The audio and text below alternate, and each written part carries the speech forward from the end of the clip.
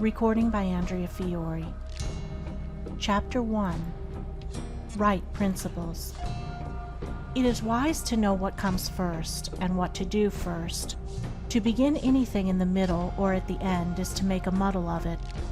The athlete who began by breaking the tape would not receive the prize.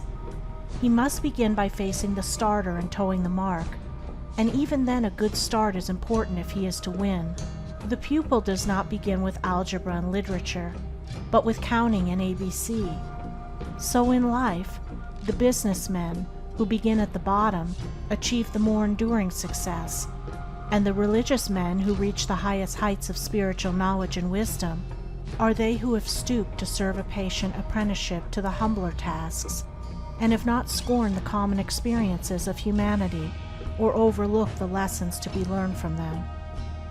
The first things in a sound life, and therefore in a truly happy and successful life, are right principles. Without right principles to begin with, there will be wrong practices to follow with, and a bungled and wretched life to end with. All the infinite variety of calculations which tabulate the commerce and science of the world come out of 10 figures.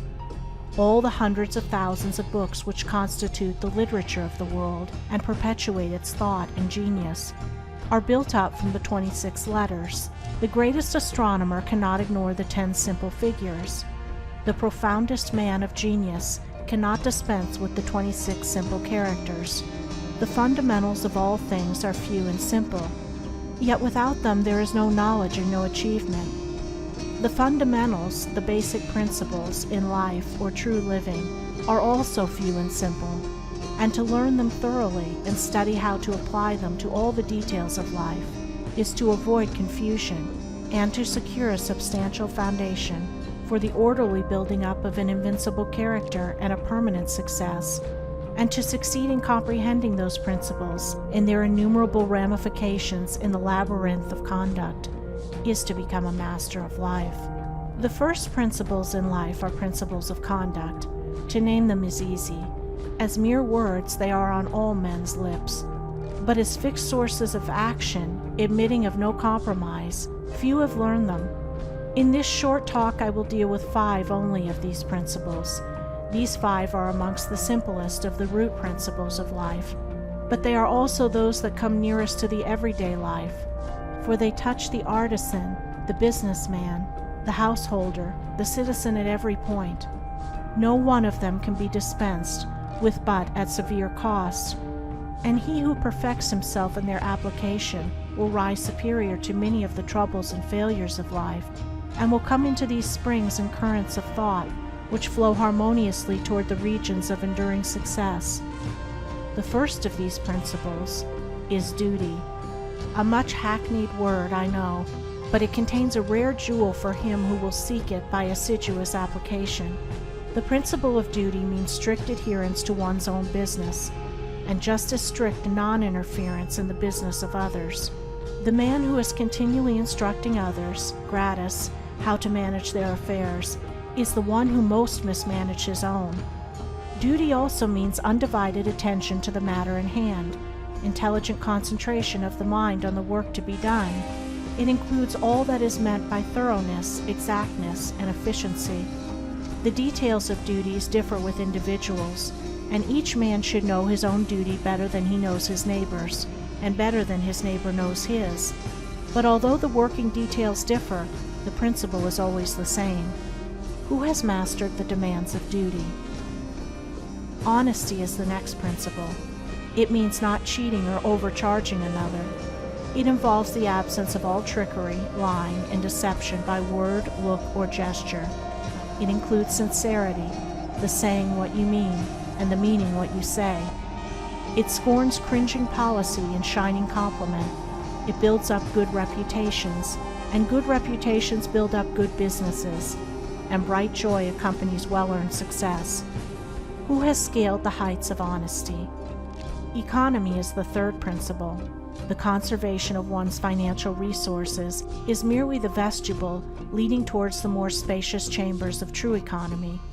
It means, as well, the husbanding of one's physical vitality and mental resources. It demands the conservation of energy by the avoidance of enervating self-indulgences and sensual habits. It holds for its followers strength, endurance, vigilance, and the capacity to achieve. It bestows great power on him who learns it well, who has realized the supreme strength of economy. Liberality follows economy. It is not opposed to it. Only the man of economy can afford to be generous. The spendthrift, whether in money, vitality, or mental energy, wasted so much on his own miserable pleasures as to have none left to bestow upon others. The giving of money is the smallest part of liberality. There is the giving of thoughts and deeds and sympathy, the bestowing of goodwill, the being generous towards calumniators and opponents. It is a principle that begets a noble, far-reaching influence. It brings loving friends and staunch comrades, and is the foe of loneliness and despair. Who has measured the breadth of liberality? Self-control is the last of these 5 principles, yet the most important. Its neglect is the cause of vast misery, innumerable failures, and tens of thousands of financial, physical, and mental wrecks. Show me the businessman who loses his temper with a customer over some trivial matter, and I will show you a man who, by that condition of mind, is doomed to failure. If all men practiced even the initial stages of self-control, anger, with its consuming and destroying fire, would be unknown. The lessons of patience, purity, gentleness, kindness, and steadfastness, which are contained in the principle of self-control, are slowly learned by men, yet until they are truly learned, a man's character and success are uncertain and insecure. Where is the man who has perfected himself in self-control?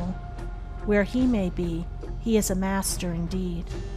The 5 principles are 5 practices, 5 avenues to achievement, and 5 sources of knowledge. It is an old saying and a good rule that practice makes perfect, and he who would make his own wisdom, which is inherent in those principles, must not merely have them on his lips, they must be established in his heart. To know them and receive what they alone can bring, he must do them, and give them out in his actions. End of Chapter 1. Recording by Andrea Fiore.